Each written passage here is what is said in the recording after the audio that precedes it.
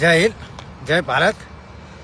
હવે તો લુખ્ખાઓ રહ્યા ને, લુખ્ખાઓ, ગુંડાઓ, અસામાજિક તત્વો એ પણ ગીતાઓ હાથમાં લઈને રખડવા મળ્યા. વાત છે બગદાણા કેસ, ચકચારી કેસની, જ્યાં ઓલો જયરાજ લુખ્ખો જેને લોકોને મારપીટ કરી છે, લોકોની જમીનો પડાવી છે, એવા જય દ્વારકાધીશ મિત્રો. જયરાજભાઈ આહિર જ્યારે જેલમાંથી બહાર આવી રહ્યા છે ત્યારે તેના હાથમાં ભગવદ્ ગીતા હોય છે. એ મુદ્દે કોળી સમાજના આગેવાન પિન્ટુભાઈ કોળી શું કહી રહ્યા છે, ચાલો વિડીયોની અંદર આપણે જોઈએ. અને આપણી ચેનલ પર નવા હોય તો લાઈક કરી દેજો અને સબસ્ક્રાઈબ પણ કરી દેજો. જયરાજ લુખ્ખા દિલીપભાઈ, જેનું ઊભું મકાન આ જયરાજ લુખ્ખાએ પાડી દીધું. શું કામ? તો કે ઓલા થાંભલા નાખવા માટે પવન ચક્કીના.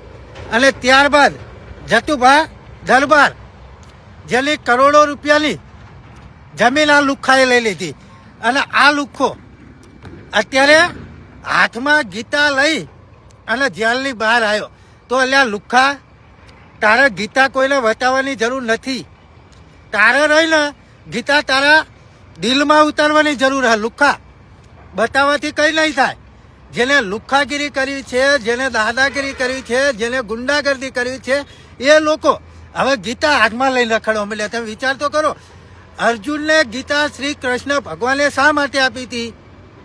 હા લુખ્ખા, એટલે ખરેખર તું આ જે લુખ્ખાગીરી કરો છો ને, તારે ગીતા કોઈને દેખાડવાની જરૂર નથી. લુખ્ખા, તારે એ જ ગીતા, એ જ ભાગવત ગીતા તારે પોતાના દિલમાં ઉતારવાની જરૂર છે. લુખ્ખા, તમે લોકોના બૂચ મારી મારી અને જિંદગી જીવો છો, ગુંડાગર્દી કરી, અસામાજિક તત્વો કરી, અને તમે પોતાના ખીચ્ચા ભરો છો, તમે પોતાના પેટ ભરો છો.